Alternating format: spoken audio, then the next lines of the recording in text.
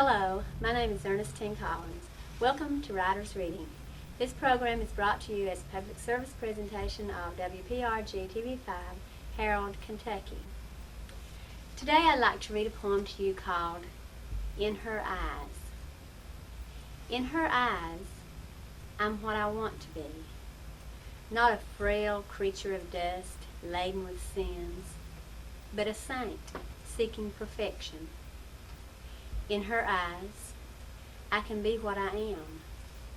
Weak, worried, scared, selfish, mean, and nasty. Yet I am good in her eyes, because she knows I want to be good, and because she looks through eyes of love. So I strive harder, for I want to be what she sees in her eyes. Today our special guest is someone we've had on the show before, our cameraman Eugene Sisco, who wrote the book Looking In.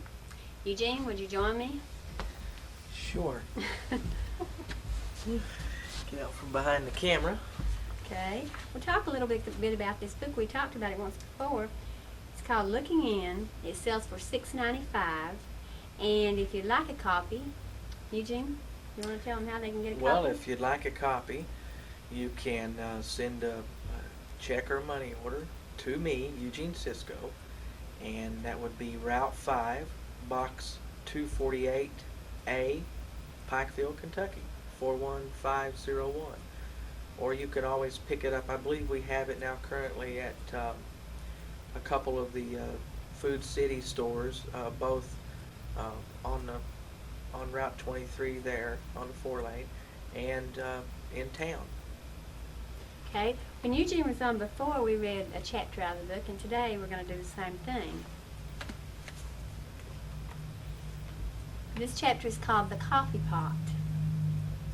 It is no surprise to anyone that today's society has purchased a life of high fashion, fast cars, and fast foods. This lifestyle is paid in full, and it is non-refundable. The price? Our innocence. The coffee pot is another reminder of my naivete, and also of that summer, the summer of 1971. It was a day like all others, almost. Dad was hauling logs, Mom was out behind the camper hanging out the wash, and we kids were all outside around the front of the camper playing Army. That morning was peculiar because none of us were straying too far from our house. There was a definite sense of excitement, which seemed to occupy our thoughts as we played on that morning. About 2 weeks prior to this particular day, I remember watching my mother shop through a Fingerhut catalog. This looks all right, she said, as we all huddled around to see. What do you think, Gene? She asked Dad. He hurried over to the back of the chair. It looks pretty good to me. How much is it? Dad asked. Oh, let's see. It says $12.95, Mom replied. Yeah, go ahead and get it, my dad said excitedly. My mother nodded her head and thumbed through the catalog to find the order blank. Ah, here it is, she muttered, as she anxiously ripped it out of the catalog. She diligently filled out the order form and mailed it that very afternoon. 2 weeks later, we were all outside. The anticipation and wonderment of Christmas was evident in all of us on that hot July day. Just before lunch at about 11:30 a.m., Mike noticed the dust boiling from the roads. Something's coming, he shrieked. We all stopped dead in our tracks to look. Sure enough, something was coming. But what or who was it? Only the Van Zants lived above us, and that didn't look like their truck. Dad hadn't driven to work that morning. Who else would be coming up Cutchin Creek? Mike hollered again. It's the UPS man! Mom, it's the UPS man! We all gathered into the front room of the camper. As the dark green truck grew closer, it slowed down. The truck was moving at a snail's pace when it passed up our house.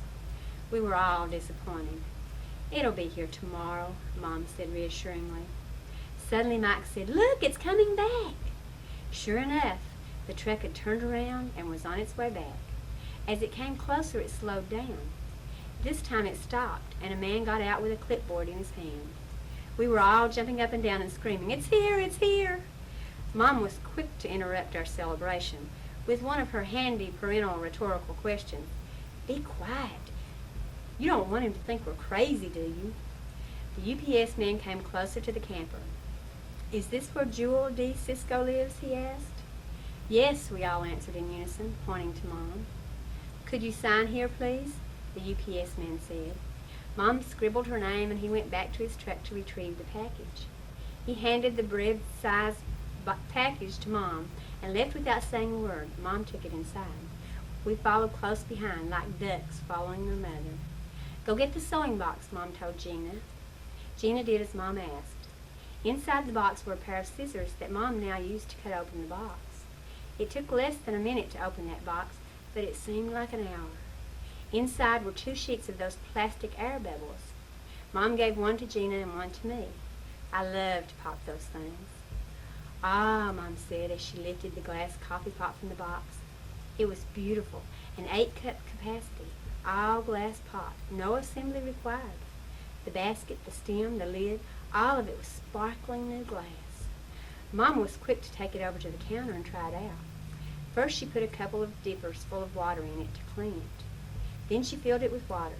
Next went 3 heaping teaspoonfuls of Folgers into the glass basket. Then she set the basket on top of the stem and put them both into the pot. Then she turned the hot plate on high and stepped back so that we could all watch. As the coils of the hot plate turned red, I noticed tiny bubbles starting to form on the bottom of the pot. "Look at those bubbles," Mom said. "It's starting to boil."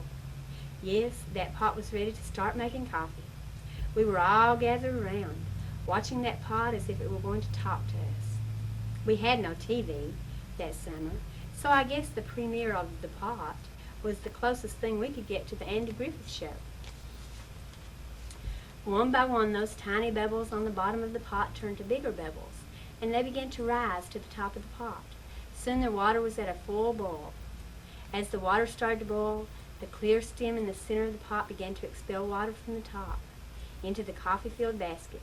With each percolation of water, the ground coffee became wetter.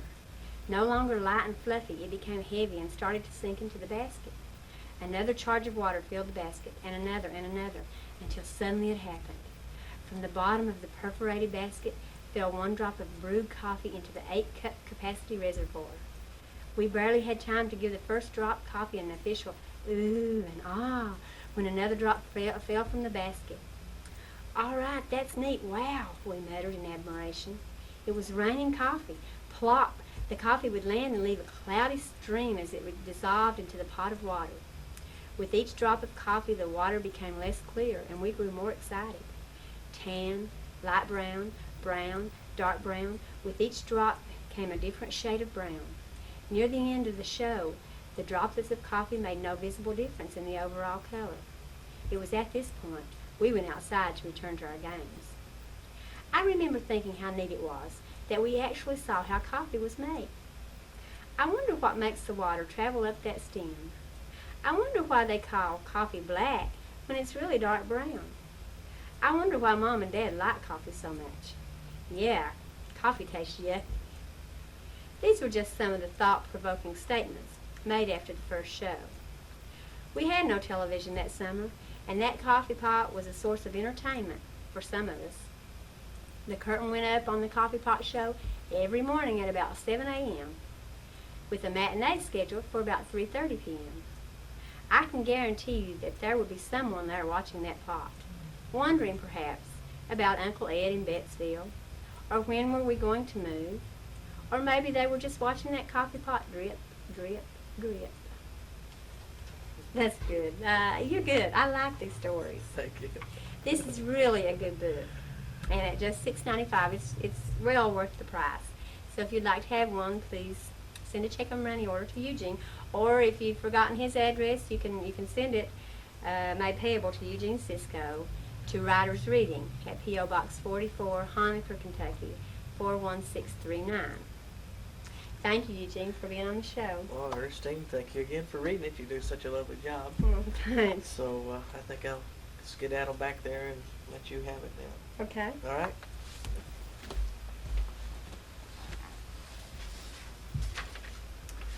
I'll read one more poem to you today. This one's called Lord, I'm Thankful. For the roof, for the roof above my head and the quilt upon my bed. Lord, I'm thankful. For the children at my feet and the food I have to eat.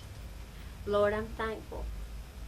For the man to whom I am bound and salvation that I've found. Lord, I'm thankful. And for burdens of the day that remind my heart to pray. Lord, I'm thankful. Thank you for joining us today on Writer's Reading. I want to thank Eugene Sisco for being with us and Dr. Don of WPRG TV5 for bringing this to you. Until next week, may God bless you.